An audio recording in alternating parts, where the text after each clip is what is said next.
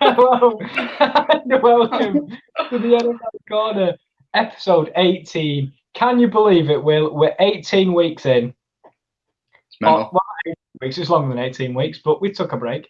Yeah, But it is episode 18, and we are doing another and the final division preview of the series.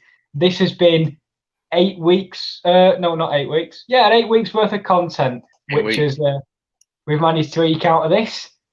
But after this, we will move on to more fun, exciting, different things. But today we are looking at the AFC West. Yeah, AFC West. Yeah, AFC West. Double making sure. I'll look it up on screen now. Yeah, it's all right. Because have you got any news to share? Because again, I keep asking every week, but there's not much really happening.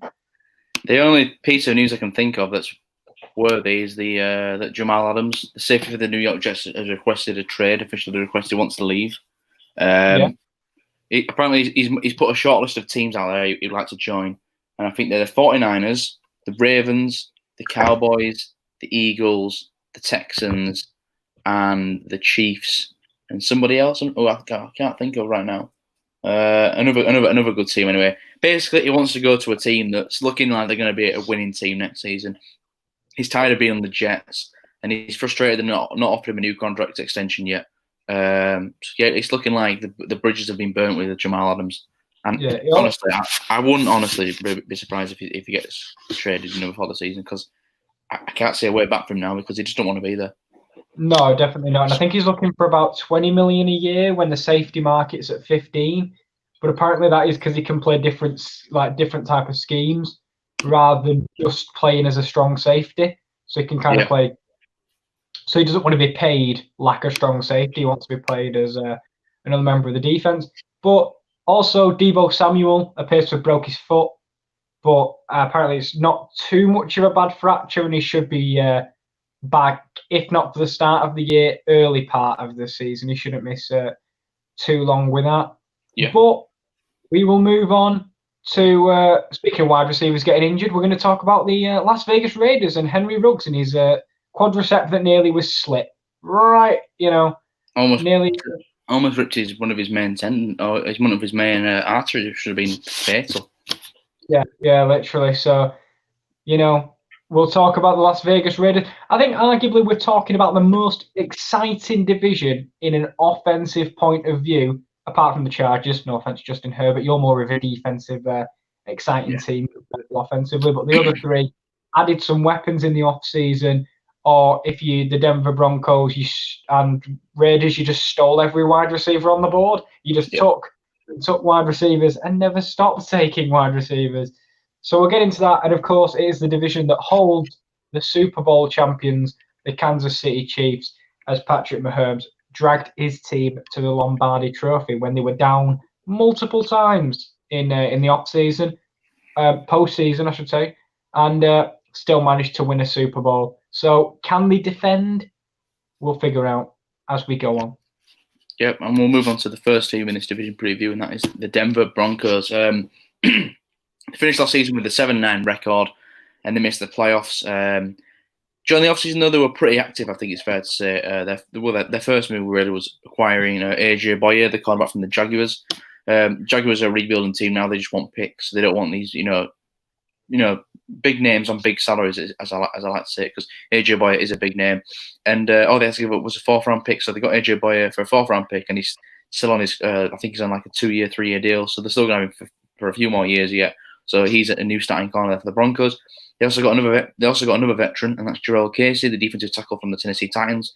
They got him in exchange for a 7th-round pick. So again, it's pretty much nothing, and you're getting a starting caliber defensive lineman. So 2 upgrades on the defense there, 2 veterans. I like both of those moves from the Broncos, and giving up, not a lot of draft capital really. They signed former Lions offensive guard Graham Glasgow to a 4-year, $44 million contract. Again, it's a nice signing. That offensive line needs upgrading, and they've got a brand new starting offensive guard there. They signed former Chargers running back Melvin Gordon to a 2-year, $13.5 million contract.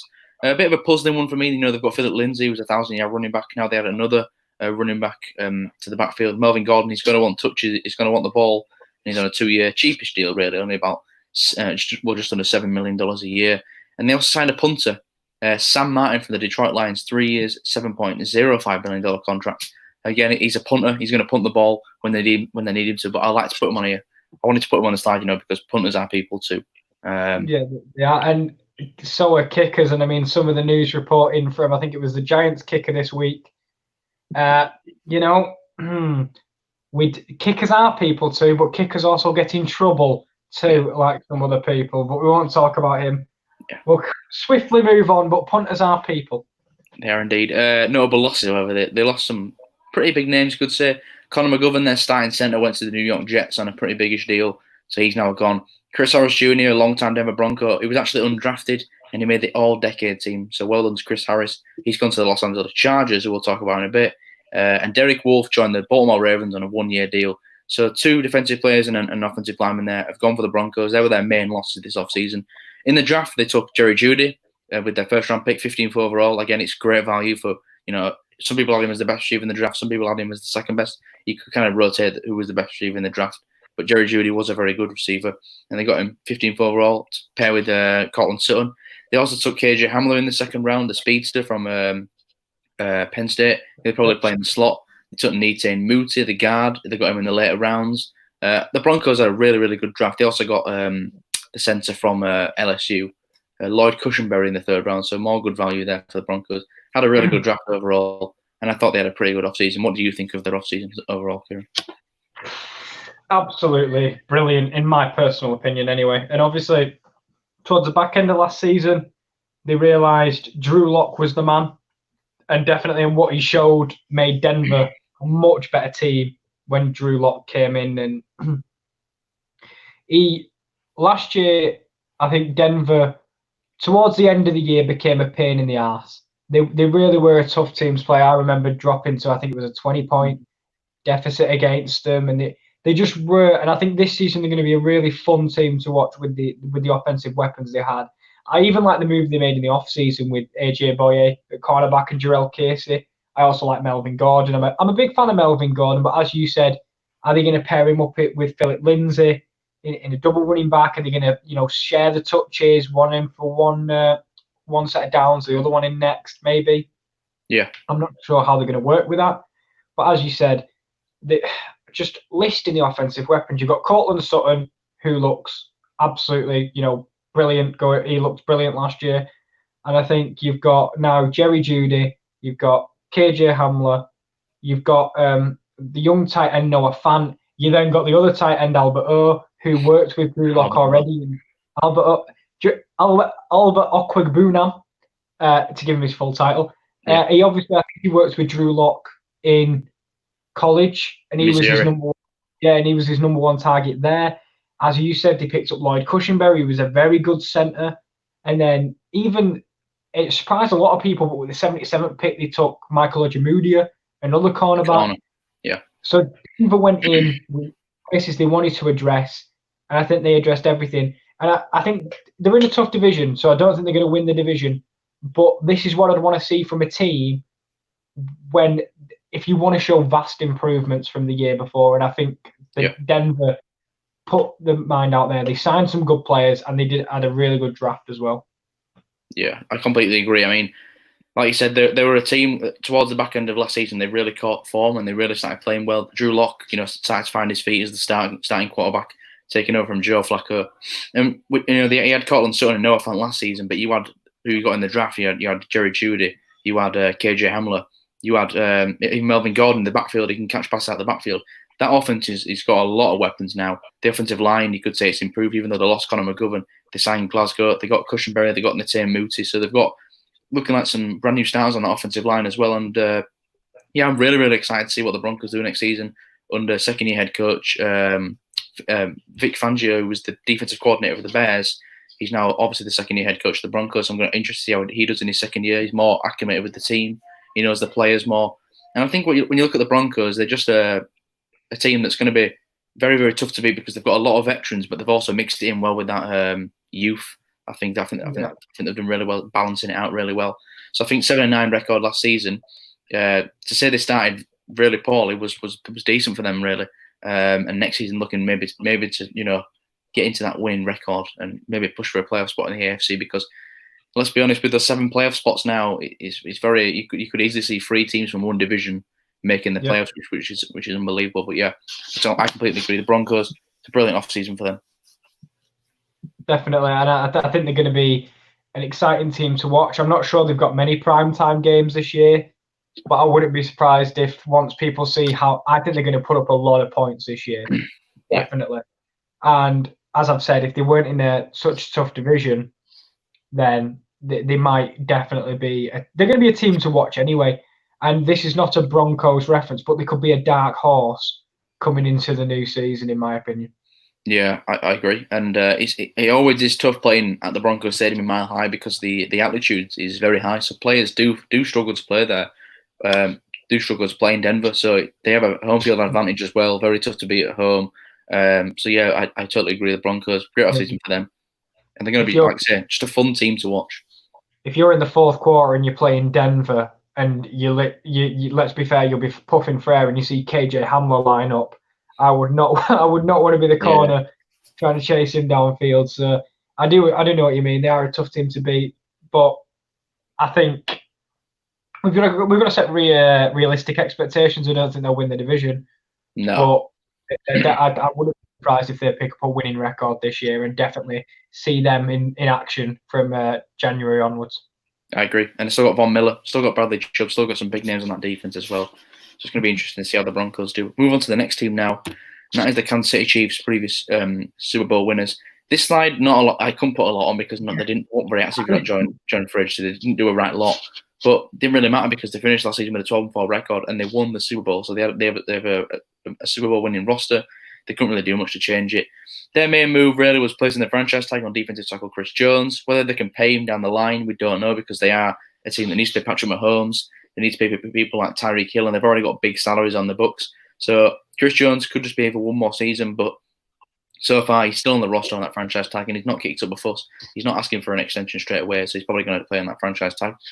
The re-signed wide receiver Demarcus Robinson to a one-year $3 million contract. The re-signed cornerback Rashad Breeland to a one-year $5 million contract. Again, he was a decent filler in at the cornerback position for them last season, but now he's probably going to be playing more minutes at the cornerback position, because I think when you look at the Chiefs roster, cornerback is mainly just their only weakness. Everywhere else they're pretty much set. And they also signed another cornerback, former Giants cornerback Antonio Hamilton, to another short one-year deal. Notable losses: they lost Kendall Fuller to the Redskins, probably their best corner. He's now gone. Emmanuel Ogbah, pass rusher, went to the Miami Dolphins, who had a big spending spree in fringe, as we know. And Reggie Ragland, the linebacker, went to the Detroit Lions. So they lost a bit of depth at the linebacker position. In the draft, however, they got Clyde Edwards-Helaire, the running back from LSU, with the 32nd overall pick. I mean, the fact that they just sat there, the 32nd overall pick, last pick in the first round, they got Clyde Edwards-Helaire, a very, very, exciting running back. And he's just he's only 5'7", but what it brings as a runner and catching a pass out the backfield, he's just going to become an instant weapon on this Kansas City offense. Not like it already has enough weapons anyway, but Clyde Edwards-Helaire was a really nice addition to that backfield. Overall, they couldn't do much anyway, and I think what they did was they kept the entire roster intact. So fair play to them, and they're going to be a threat next season. What do you think overall to the Chiefs offseason? I was going to say, I feel a bit bad, because what is there really we can say? They won the Super Bowl and they didn't lose anyone in terms of, yes, they lost Kendall Fuller. I think that'll be a big miss at the cornerback, and obviously they're kind of up Rashad Breeland to maybe fill in that role. I think they took a defensive back in L'Jarius Sneed as well, and maybe he'll fill in at maybe cornerback 3 or 4 possibly to play this year. I loved Clyde Edwards-Helaire. I just think he's a brilliant running back at catching the ball, and he can make plays. And Kansas didn't need much. I know when it came to the draft, we kind of just said they can just pick whoever they want, because it's best just player available. Yeah, it's one of them that the rich will get richer. And then obviously they got linebacker Willie Gay Jr. because of the behavioural aspect of him. Yeah, was the question mark, not his talent. His talent's there. It's and he can grow into a good player. But if Andy Reid can iron out the decreases in his personality, then what a player they've got there. Yeah, exactly. And they just waited to the second round, and they didn't. I don't think they ever traded up. They never traded out. They were just happy to have what they have They know they're the best team in football because they proved it. So for me, I feel bad because there's not much to analyse. We all know what the Kansas City Chiefs are. They're in football with the best quarterback in football. Yeah. Maybe Russell Wilson's an argument there, but still, with Patrick Mahomes and the rest of that team, there's not much I can say. No, there's not much to say. All it is really is for the Chiefs now. He's just sorting out Patrick Mahomes' contract because we know he's last season he was unbelievable. He had an unbelievable postseason run. He's literally played 2 full seasons. He's won an MVP. He's won a Super Bowl MVP. The guy has done absolutely everything you could want from a quarterback under the age of 25. He's been incredible. So it's literally just sorting out his contract. Once they sort out his contract, then they can have a look at what players can't we keep, what players are we going to have to let go. But as of right now, the Chiefs have got no worries. They will be contending again next season. There's no question about that because they're stacked all over the roster. They're absolutely brilliant. They've got a good offensive line. They've got weapons everywhere.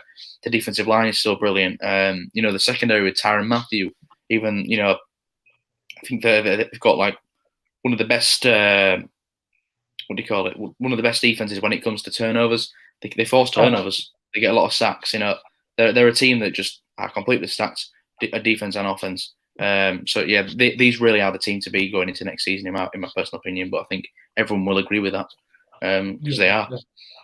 Yeah, they've got every chance of defending their title. It's kind of rare in the NFL to see people defend the titles, maybe apart from the New England Patriots, which we saw an era of dominance from them. This very well could be the era of Kansas City because of Mahomes and because of the weapons and even Andy Reid on the coaching side.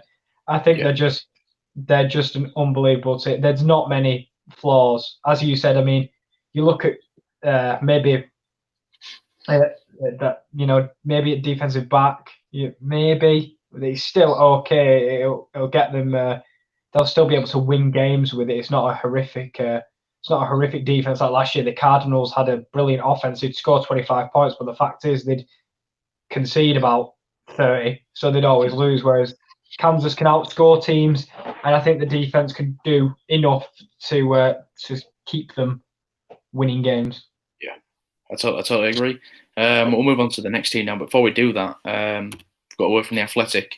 And basically, we're just learning to join The Athletic today because if you use the link below, you'll get 50% off the annual subscription and a 7-day free trial. And what else do you get, Kieran, that we always bang out every week? What else do you get when you sign up to The Athletic with the Sports Corner with the Sports Corner link? You get no ads. I think that's with The Athletic. It's not technically our link that gives you that, but our link is off.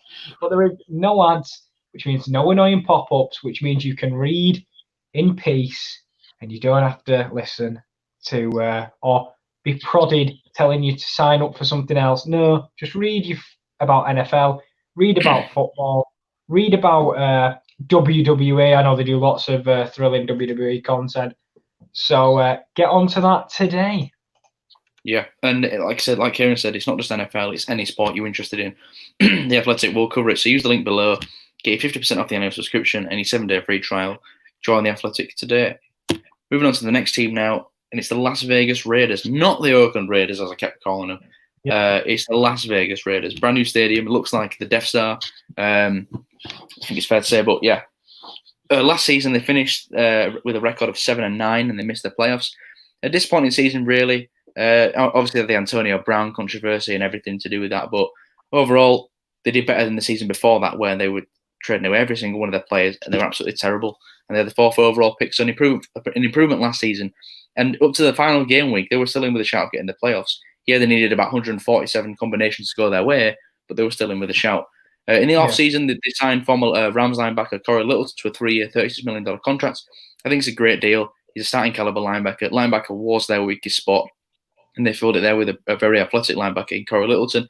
They signed another linebacker. They signed from the Bears. Nick Kwiatkowski signed a 3-year, $21 million contract. So you'll have Littleton and Kwiatkowski as your 2 linebacker duo. It's an instant upgrade at the position for the Las Vegas Raiders. They also signed former Browns defensive end Carl Nassib to a 3-year, $25 million contract, adding more depth on the defensive line. And they signed former Titans QB Marcus Mariota on a 2-year, $17.6 million contract. He might be able to challenge Derek Carr for the starting quarterback spot, but if he can't, he's still a very, very good backup to have. They signed and re-signed another 8 players, including a couple of Dallas Cowboys players. Another signed Jeff Heath. signed Malik Collins. They even signed Jason Witten, still playing at the tender age of 37, I think he is now. But he signed him on a 1-year deal. Notable loss, however, they lost Carl Joseph, their safety, Darrell Worley, a cornerback, and Mike Glennon, a backup quarterback. So again, not even massive losses because all their big players are really already signed up to the contracts that they want. In the draft, they took Henry Ruggs III with their first pick in the first round. They had 2 first-round picks, but they were 12th overall pick. They took the speedy wide receiver Henry Ruggs from Alabama, and with the 19th overall pick, it's fair to say it was a surprise pick. They took Damon Arnett, the cornerback from Ohio State. We did not think Damon Arnett was going to go in the first round, but he did. The Raiders obviously think he's obviously their man at cornerback. But overall, I thought it was a decent offseason for the Raiders. What do you think to it? Yeah, I probably agree with decent. I wasn't a massive fan of their draft, in my opinion, personally. I think Henry Ruggs, first receiver off the board, I disagreed with, but he's got a style which very well may suit Las Vegas. Very, very fast receiver, very speedy receiver. So, I mean, it makes sense if that's the scheme that Las Vegas want to run. They also wanted to revitalize the cornerback position. Damon Arnett is a reach, in my opinion, at 19 overall. Yeah, I know the best. I think was it the best 2 were off the board. We had Jeff Okudah and CJ Anderson were gone. Yeah, we were thinking more Christian Fulton. We were thinking more Jeff Gladney. Trevon Diggs maybe. Damon Arnett didn't. Jalen Johnson. Yeah, Damon Arnett didn't really come to mind as the 3rd cornerback to be taken in the draft. Well, no, actually, it was AJ Terrell was taken just before him as well from Clemson. I mean that, and Noah and I was taken shortly after. Yeah. So maybe we had our quarterback rankings all messed up, and Damon Arnett's going to be a beast. But I do think at 19 overall, it was a bit of a reach. To be fair, I think they could have traded out of this position and still end up with Damon Arnett, in my opinion, personally, and maybe gathered some sort of capital for him. But that's not what they chose to do. They refreshed the linebacker position, which was needed, and I like it as well. I like, you've got Corey Littleton, and I'm not going to pronounce that name. They've got Nick as well. It's Koski. Yeah, them two. And they took Tanner Muse in the draft as well. So that position's got a complete rejuvenation, which I like. And what else can I say about Las Vegas? Again, I think focused on offensive weapons because they took Lynn Bowden in the 3rd round. And as we've always said, you can pick up a decent starting running back in rounds 2, 3, 4, which will do the job for you. Brian Edwards as well, the other wide receiver. They did indeed, and also I think the last pick they took was another cornerback in Amik Robertson. Yeah. So the Raiders had some obvious positions. It was linebacker, wide receiver, and cornerback, which I think they wanted to build going into Las Vegas for the new stadium. But I've got to admit, not my favorite deal, but one I'm a big high on is Marcus Mariota, because he will up the game of Derek Carr, and if not up the game of Derek Carr, will take his role from him, because it's always good to have an option at quarterback that will raise the game of your starter. I think it's very similar in Dallas, where I think Andy Dalton sitting behind Dak, it's no longer, Dak can't sit there and go, well, you're not going to put him in, because Andy Dalton has led a team for years now. So I think Marcus Mariota, if he won't steal the job from Derek Carr, which I doubt, unlike Nick Foles will, I think, in Chicago. Thank you. Nick Foles in Chicago, I don't think Marcus will do that, but he will prod him and just kind of go, I can take your spot next week if you throw 5 interceptions in the same game or something stupid like that. So, because Derek Carr is a very safe quarterback. I don't think he's going to win games by himself, unlike some quarterbacks in the league. So I think Marcus Mariota is a nice little pickup to kind of up the level in the quarterback room. Yeah, I agree. And as well, like $8 million a year for a contract for a quarterback, it's nothing really. And if you can get a player like Marcus Mariota, he's been in the league 4 years now, I think it is. So he's experienced. He's won games. He's won games in the playoffs. Took the Titans to the divisional round. I still don't know how that happened. He beat the Chiefs actually. He actually threw a touchdown pass to himself, believe it or not. He tried to throw it to the end zone. The ball was batted in the air. He caught his own catch and dived in. I have seen that. Yeah. So fair play to Mariota there. But yeah, I like it because it looked like his time was up in Tennessee with Tannehill coming in and getting the starting job. He now gets another chance with the Raiders. And, I don't believe that John Gruden's fully set. He's fully sold on Derek Carr being the starter. So we could definitely see Mariota play a couple of games next season where Derek Carr, he has a bit of dip in form. They want to try Mariota. Mariota could even win that starting job. We just don't know, but at least they have the option there. Because, like I said, it's always better to have someone known as your backup quarterback than some, undrafted player who gets thrown into the spotlight and has a terrible performance. But yeah, I thought the Raiders' offseason was decent, nothing special, but they filled the holes that they wanted to fill, and they upgraded the talent, and that's all you can hope to do in the NFL anyway. I agree. We'll move on to the final team in this division, and that is the Los Angeles Chargers. They finished last season with a 5-11 record. Obviously, missed the playoffs. They finished at the bottom of this division. They were coming off a season where they made the playoffs, and it was a bit of an underwhelming season, it's fair to say, but a season where they suffered a lot of injuries. They placed the franchise tag on tight end Hunter Henry, and they also re-signed their running back Austin Eckler to a nice 4-year, $24.5 million contract. Austin Eckler he's a running back that can do it all. He can catch out the backfield, he can run the ball, and I think on a contract it's decent, really. It's a nice contract. Doesn't destroy the salary cap like some other running backs are looking to do. Kieran's Dalvin Cook, but sorry, Zeke's in the same to my team anyway. I know how it feels. But in terms of in free agency, I thought they made some fantastic deals to sign former Packers right tackle Brian Bulaga to a 3-year, $30 million contract. I mean, the guy is one of the best right tackles in the league. To get him on a contract where he earns $10 million a year, that's a bargain in my opinion. They signed another veteran cornerback, Chris Harris Jr. We just talked about him leaving the Broncos. He joined the Chargers on a 2-year, $17 million contract. Again, it's another steal. 2 years, $17 million for one of the best cornerbacks in the league, one of the best nickel cornerbacks in the league. Just upgrades the position even more. And they also signed former Vikings DT Linval Joseph, who was released by the Vikings, signs another 2-year, $17 million contract with the Chargers. Again, he's a well-known defensive lineman who can stuff the run, and it just upgrades that defensive line for the Chargers. And they also acquired offensive guard Try Turner from the Carolina Panthers in exchange for left tackle Russell Okung, which again, Try Turner at this point in his career, he's a lot younger than Russell Okung, and he's probably the better overall player. So I thought the Chargers won that trade. Notable losses, they include Melvin Gordon, Phillip Rivers, and Thomas Davis. Again, all veteran players, but the Chargers weren't dead set on paying any of them, so they all walked to new teams. In the draft, they took Justin Herbert, the quarterback from Oregon, with the 6th overall pick to be their future quarterback. And they also took Kenneth Murray, the linebacker from Oklahoma, with the 23rd overall pick, where they traded their 2nd and 3rd round picks to move up back into the 1st round and take the linebacker out of Oklahoma.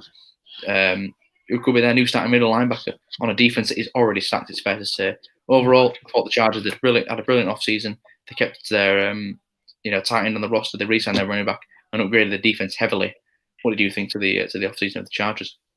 I mean, the fact they focused on defense when arguably their defense was just the best part of their team, in my opinion anyway. I mean, you've still got the likes of Joey Bosa still on that defense as well. So, still some big names. And I agree with you. I absolutely love their off-season moves.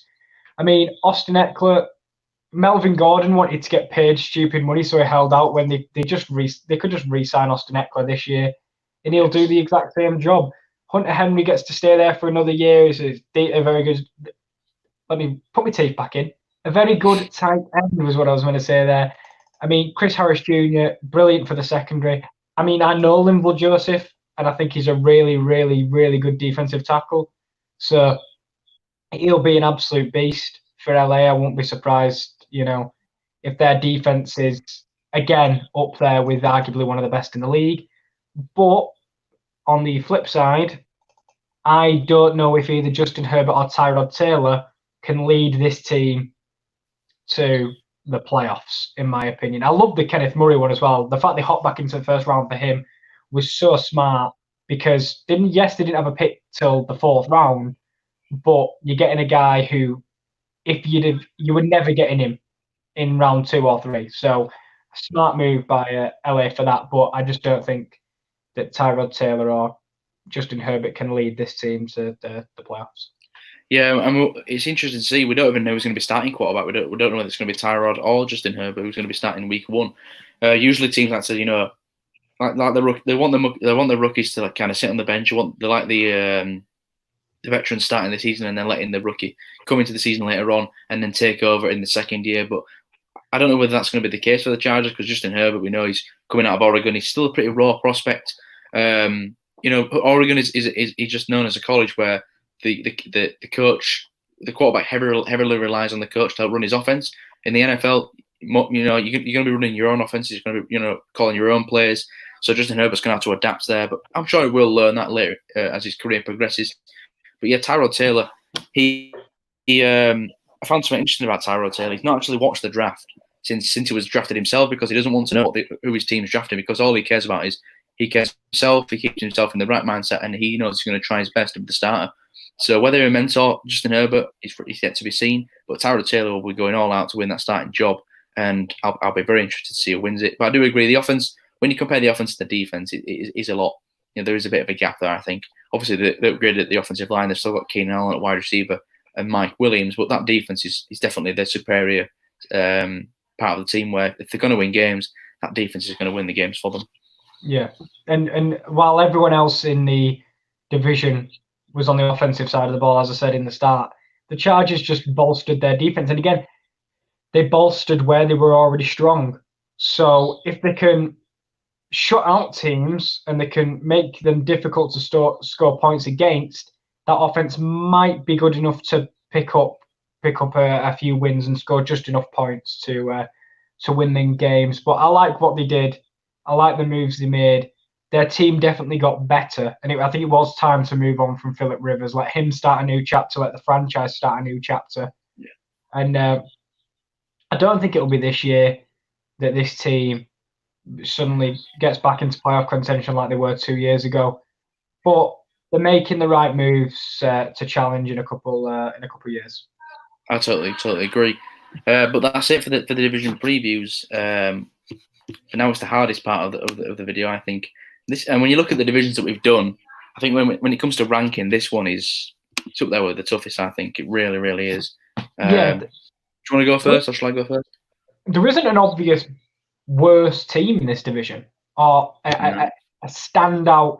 For me, in this division, it's quite obvious. It's the Chiefs, everybody else, kind of mixing. And you could kind of list these three teams wherever you wanted to. And I don't think anyone would kind of go, that's an outrageous accusation to make. We could put LA second and Las Vegas last. And it's kind of, you can make arguments for that. LA defense, Vegas offense. It's a very difficult one. But I think sitting the bottom of the division, in my opinion, it'd be a very tight between these three as well. I'm going to go with the Las Vegas Raiders 6-10. I was going to go the same. Well, I was going to say Vegas bottom, but I was going to say they go 7-9 again. Actually, no, switch. Sorry, I'm doing this again. I did this with the Steelers. I offended them and then switched. I'm going to go with LA 6-10 for the pure fact that I just don't think their offense can carry that many games. Yeah. So I think they just other teams will tear them apart. So I'm going to go 6-10 for LA at bottom. There you go. Then I'm going to go third, Vegas with 7-9. I agree with that. And then I'm going to go Vegas 8-8. I'm so obstinate. Vegas 8-8. I'm going to go Denver 10-6, and I'm going to go to win the division, the Kansas City Chiefs. I'm going to get them. They've not got the easiest of schedules, I don't think. I'll probably finish with 12-4, kind of like last year. Right. So I'll go with the Raiders at the bottom, 7-9. It's crazy how they go 7-9 and finish bottom of the division. That is absolutely crazy. Chargers, I think they'll go 8-8. I think they'll go 500 this year. They were a playoff team 2 years ago. I still believe that coach Anthony Lynn knows how to win. And I just think it was a terrible year for Phillip Rivers. The amount of turnovers, they didn't help the team at all. Just a down year. They had a lot of injuries. I think they bounced back this year with a 500 record. Broncos, I do agree. I think they'll go 10-6 as well, second in the division. That offense is something special, and when you mix it in with the veterans that they have on defense and that defensive head coach in Vic Fangio, and they're just a very tough team to beat. We mentioned it earlier in the video. And the Chiefs, again, I think they win the division comfortably, 13-3 with the Kansas City Chiefs. I think the only reason they didn't win more games last year was because Pat Mahomes was out with an injury for a few games. Even though I don't think it hurt him, because I think the Chiefs won without Patrick Mahomes. But yeah, I think 13-3. I think is fair for the Chiefs. They won't win out. They won't go 16-0. But I think they'll definitely be there as the first seed in the NFC. And when it comes to the postseason, they'll be just a formidable team, because we know what Patrick Mahomes can do in the postseason. We know what he does. He's near unstoppable. He really is. He is something special, and he could dominate the league for years to come. And it is an exciting time, to be fair, with all these young quarterbacks that are coming up either in their second or third years every single time, that are just up in the game every single year. And you put that in with the experienced heads as well. It's going to be a very fun NFL season, I think, this year, definitely. I agree. Well, let's hope it's on anyway, because I know we've had the coronavirus spreading through the NFL. Last couple of days, a few more cases popping up, but I think hopefully by the time September rolls around, the season is well underway. But that's it for this week. Now next week, the division previews are over. Now we're going for every single division, so feel free to go back and watch any of those videos on there. What's it looking like for the future of the NFL corner? We were talking about tier lists. We were talking about tier lists, sort of ranking videos, because this has been a lot of thoughts and opinion based. So we're going to do some more opinion based content, I think, but more specifically to ranking things rather than what we think for the upcoming season. Because as we say, there's lots of question marks around in the upcoming season. We will do our full year preview, one each, before the season begins, but not just yet, because we've still got many a week to go. So to fill that time, I think we'll just do some fun blue sky content and try and see us debate about where we think certain things rank in tiers, or maybe like we did when we ranked all 32 quarterbacks after the season just gone. Because as I say, we've got to fill some time, because there's still a long time to go, and the news is drying up. There's not much. We've had plenty of arrests, but I don't really want to talk about that. Well, for maybe half an hour to an hour, I don't think that's really what I want to fill our show with. It's not really 5 people get arrested. It's not really the tagline we want to go with. So I think more fun-based content just to fill the void in the NFL calendar. But if you're looking for more, which has got more streamlined content, on a Tuesday, you've got the Wrestling Corner, and wrestling is 365 days a year, 12 months. It's constantly on. So they talked about this week, I think it was Backlash. I think. Yeah, it was. It was Backlash. I'm going to say, when it comes to WWE, I used to watch it when I was about 7 years old, but I can't really give anything now, because I don't actually watch WWE. No, I'll leave it to Kieran when it comes to wrestling. No, it's all right. You'll recognise the names, though. It was Edge and Randy Orton in the greatest wrestling match ever. Oh, legends. Yeah, they are still going at the ripe old age of whatever they are now. So they talked about the greatest wrestling match ever. Was it the best match ever? Let them tell you and give their opinions on a Tuesday. On a Wednesday, it is the top corner. It is the granddaddy of them all. It is European football, because Premier League is back. Celebrate good times apart from the first game, which was 0-0. How boring. But we've also still... Goal line tech weren't missing. Goal line tech was blind. Very, very blind, because he was literally laying his net. But anyway, we'll get away from the controversy. You've got still your European football. You've got a Bundesliga. You got Italy. You got Spain. You got England. All on a Wednesday. On a Thursday, it's us. Hello. It's the NFL Corner. And next week we'll be back with more YouTubey content. What I'll put in inverted commas. Some fun stuff. And then Euros. We have got the virtual Euros. We really need to get a graphic. Well, I keep saying this every week. Can we just get a graphic so it's all there for me? Yeah. But we have the Euros over on Twitch, twitch.tv/the Sports Corner. 24 real-life players compete for a cash prize, because we don't have the Euros because of COVID-19, so why don't let Pez do it for us? Not a good start for either of us two. I picked up a point. He's picked up no points. This is why we do... I've got a point. I've got a point, thank you very much. I've got a 0-0 draw with the Czech Republic. Oh, it's an elite 0-0 draw. The mighty is, but we did just take an L today against England, which I wasn't very happy about. But hopefully we can beat Croatia and maybe advance to the next round and then get absolutely smashed in the knockout rounds. But this is why we do the NFL show. rather than, well, I do the football one, but that's why Will does it, because he can't manage Israel, you know. So that is over on twitch.tv. Very fun. I blame the quality of Israel. There's no one there. His words, not mine. His words, not mine. I love Israel. But so apart from that as well, the last thing I will say is I have one more thing. What did I say? Will, I've lost it. So just going to say, join us next week. Probably going to be the quarterback tier list ranking, maybe. Yeah, I think that's it, because NBC have been doing the top 40 countdown. Time for us to get in there and give our opinion on who we think the best and worst quarterbacks are in the division. So, with that, and me forgetting all my ideas, he's absolutely bottled it. We will say goodbye for this week and join us next week and check out everything else on the channel. Oh, yeah. I've read it. Saturday, Bundesliga watch along. It is the crunch time in the Bundesliga season. It is the penultimate week of action. With only 2 weeks to go, we still have to decide who's going to get that final Champions League spot between Leverkusen and Gladbach. And can Werder or Fortuna do the greatest of escapes and put Mainz in that relegation spot, even though they're 6 points behind with 2 games to go? Still possible, but very tough. Big up Hertha Berlin. Just randomly big up Hertha Berlin. Not to play for, but big up Hertha Berlin. I know, but we just love them, don't we? Especially on FIFA as well. But yeah, that'll end it for this week. Join us next week, as Kieran said, for maybe probably the quarterback tier list rankings. Bit of a shorter episode this week, but that's the division previews over. We hope you enjoyed them. I certainly enjoyed making the PowerPoints, even though it was kind of the same every single week. Notable losses, who for the sign, but I did very much enjoy it.